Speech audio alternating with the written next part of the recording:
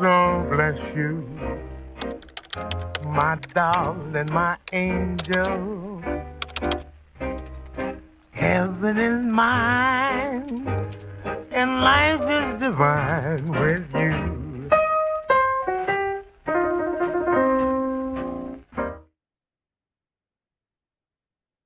I'm with Elaine Iagatta. And Elaine, why don't you just tell us a little bit about yourself, what you're doing? And I know you have someone special that you want to introduce us to, your Aunt Ada. So why don't you start with yourself and we'll go from there. Thanks, Carolyn. Yeah, it's kind of cool, and it totally starts when I was little. Growing up in Walpole, Mass, which is 18 miles south of Boston, and she was in Canton, Mass, which was the town next door, and she was my grandfather's sister, so she was my great aunt. And I grew up in that area. Walpole's a great town. I was an internationally award-winning artist before I was out of high school. Very creative. Went on to college at the Art Institute of Boston. And it's funny, I had a writing class that I took, and Professor Wonkinen, Robert Wonkinen, was the professor, and he grabbed me at one point, and he was pretty adamant about me switching majors and into writing. And I had never considered that, although I love to write. I just had never considered that. And I wasn't really sure he wasn't trying to pick me up. So I kind of just thanked him and, turned and walked away. But, and he grabbed my arm and he said, Elaine, I want to tell you something. I only met one other guy in all the years I've ever taught that's a natural like you. And I want you to really listen to me. And he said something that I have remembered all these years later and even include in the back of the manuscript that I wrote. He said, if you do not write full time, it will always be an angry mistress on the side. Oh, wow. And I was just, it floored me then. And it honestly just floored me even now. So fast forward, that's 1981. So I mean, I didn't switch my major. He remained furious at me, and life went on in drastically different directions. And but when I was a kid, I loved to weed, and I would just weed everything. I've weeded miles. And my father's garden, whatever. So when my mother would drop me off to be babysat at Auntie Ada's, I would weed all day. And they had a crushed stone driveway. It was all crushed stones, and weeds naturally landed in there, from the air. And I was constantly, but they had flowers everywhere. My great grandmother had just like outrageous flowers all over her yard. She had beds and beds and beds of it was just a thing to behold. So a full day of weeding, Auntie would always try to pay me. And I would say, no, tell me that story about the big, big boat. And that's how you can pay me. And she would always enthrall me about this story, like when I was really little, about the big, big boat, her being part of this rescue and the way she told it. And, one night we turned on the lights and she would just make it come to life the way she told it. Her face would change when she told it. It's almost like she would go back. But as a kid, I didn't pick up on those little things. And then one particular night when I was over there after weeding, she goes, Elaine, I'm going to tell you a piece of this that I never told before. I said, Auntie, what is it? And she was like, the name of the big, big boat is the Titanic. And I said, oh, wow. Okay. So I just was like, okay, slowly tell me the story again. I mean, because as a kid, there was a particular book in the house that we were not allowed to touch. Like we would be on fire if we ever touched it. Nobody's allowed to touch this book on the Titanic. It was a first edition book about the Titanic, and it had such reverence in our house. And I was like, so automatically as a kid, I was already, phenomenally enthralled by the Titanic. So when she ever told me that was the name of the big, big boat, I was like, my God. So then when she would tell me the story, I just was blown away. My mother would pick me up in the car and, I'd be driving home and I'd be like, wired, telling the story. And she's like, I know about Auntie's story, Elaine. I know about Auntie, and it's funny because all the other little cousins were like, yeah, they heard it once and ran off. And I was just the one that never ran off. And it's funny because every time she would then tell me the story, she'd let a little crumb slip, little new piece, a little nugget, a little this, and I would build a trail. And I was taking all these little gold nuggets and storing them like a squirrel in the fall, and just, and then I understood why her face would change and her countenance was different. And at one particular point, she always stopped talking and just almost froze. And it was when the guy died in front of her. That was very dramatic. But I mean, and I could not hear the story enough. And the sad part is, go forward a few more years. I think I was in junior high. I'm pretty sure she passed away in 1976 or so, around there. And I was in junior high. Whenever that generation would make dinner, they would always put an apron on. They just would. Okay. And, and so she had long hair. And when she pushed her hair, away from her right hand shoulder to put the apron on, I noticed like a half orange sized lump on her shoulder blade in the back. And I knew nobody else had a lump there. I knew that was wrong.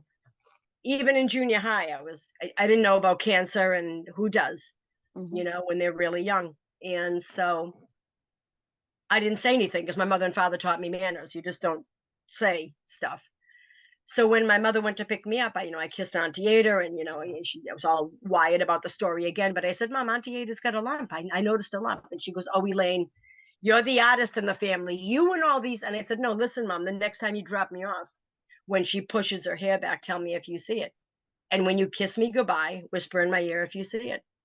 And sure enough, like a couple weeks later, we went back, and, and that was unfortunately the cancer that pushed her into an early grave that no one else had detected. So the amount of times she ever told me this story, then I just was the only one that carried this full library of memories. I just remember it was just a very special thing. And then fast forward, college, you get married, you have a kid, stepkids, whatever, and life just goes at a different velocity. I never really opened that box, but I'd always just, say it one time, somebody'd be like, oh yeah, what about this? What about that? Well, my great aunt helped and I'd always pull out, a tiny little nugget, but never really the whole story. So fast forward to 2019, I'm single, and I was then too. And I'm on a Bumble date, and I'm fumbling through Bumble, and I'm out on this guy's boat. He's a wonderful guy in Manchester by the Sea, up in the north of Boston. Beautiful port, and we've just docked the boat, and we're out in the harbor. And it was Sunday, before a surgery I had coming up on Thursday. And I didn't want to scare him off. I'm having a major surgery on Thursday. I told him I was going in for a little tune-up. But I was getting 20 inches of scar tissue cut out of my colon from a previous colon cancer event. Wow. Yeah. I mean, I didn't want to scare him that I might die on Thursday. But we're out in his boat. He drops the anchor and he goes, let's play That's Amazing. You go first. And, it's a first date with a guy. I really can't be that, transparent with him on, That's Amazing.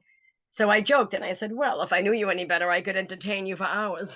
So, I mean, we both laughed, and he goes, no, seriously, you go first. He goes, you're very animated. Your food pictures are amazing. You're seemingly an amazing chef. He goes, you're an artist. Go ahead, you go.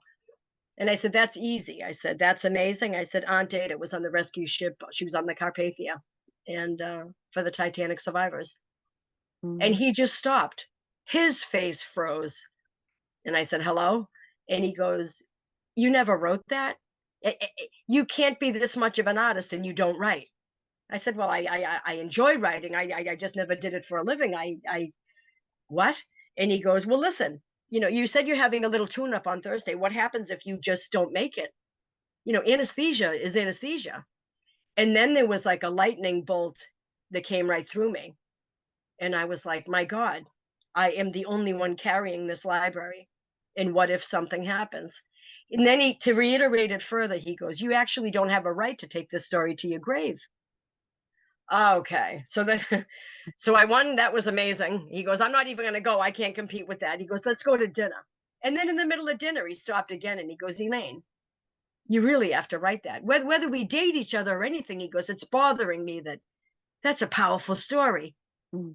So on the way home, I just was like, wow. So the minute I got,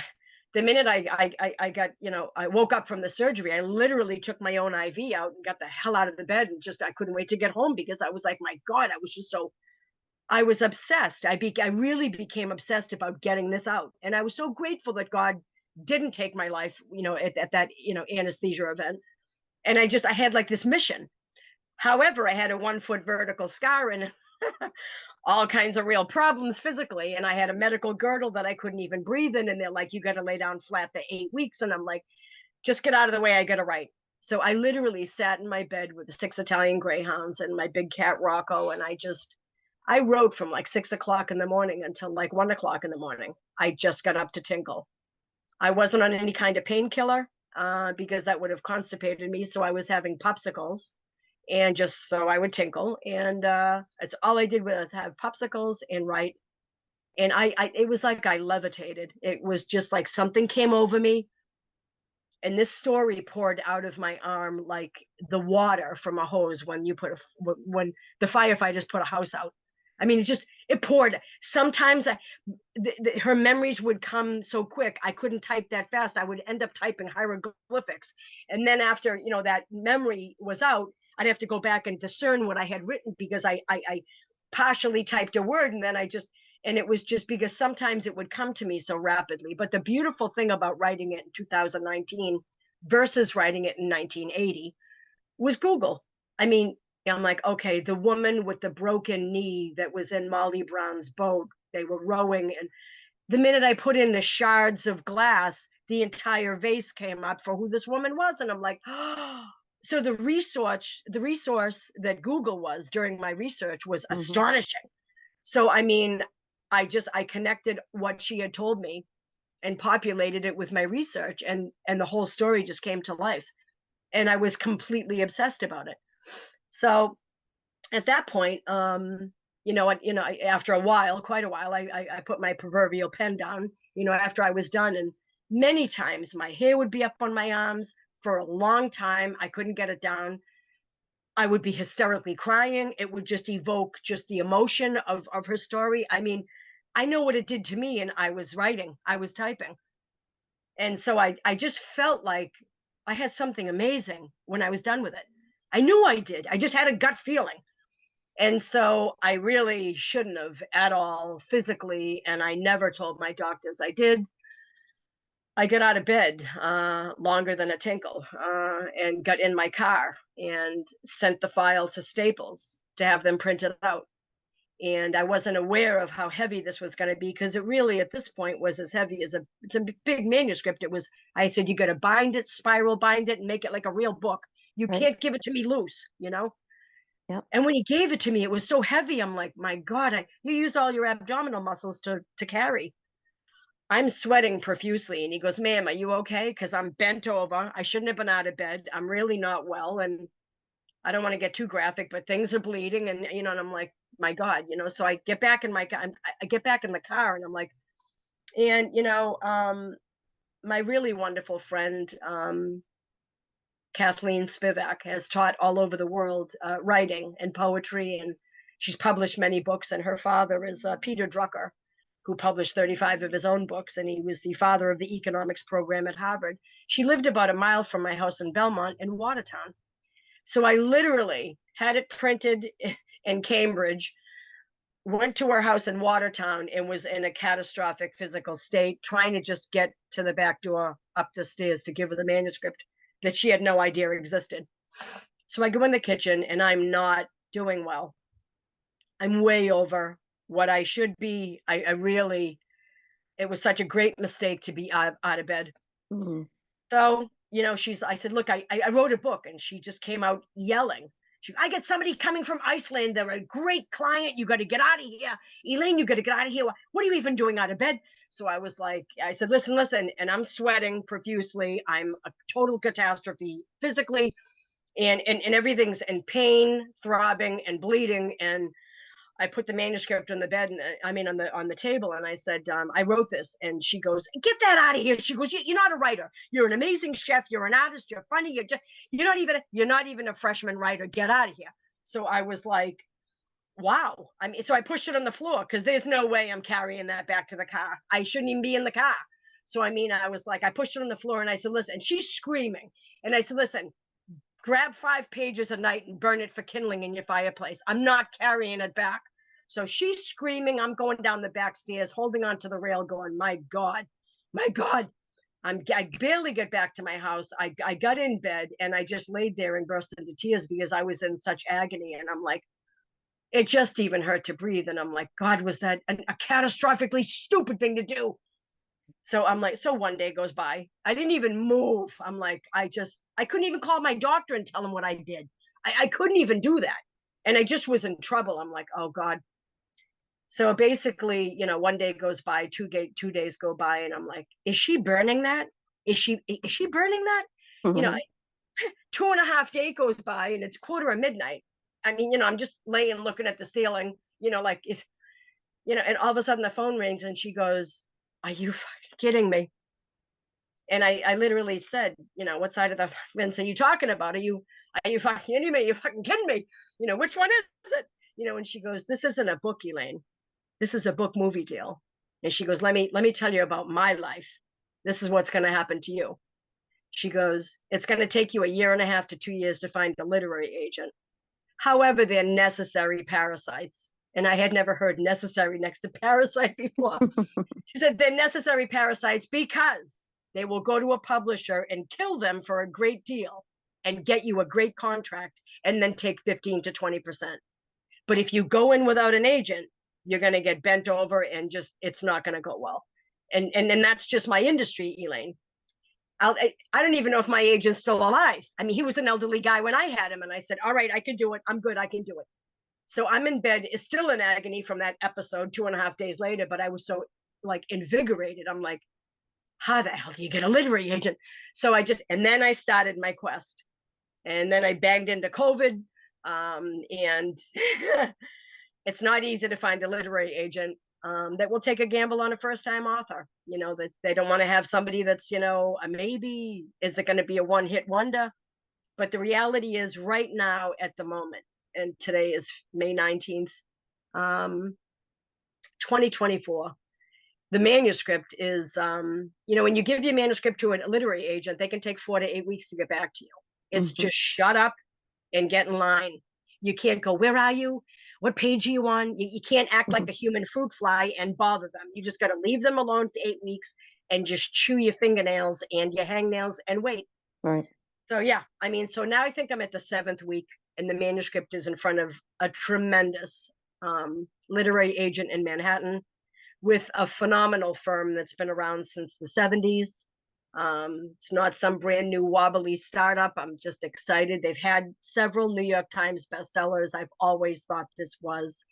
The cool thing is, for 112 years, it's been an astonishment for me that when you talk about the Titanic sinking, it's always a one-sided talk.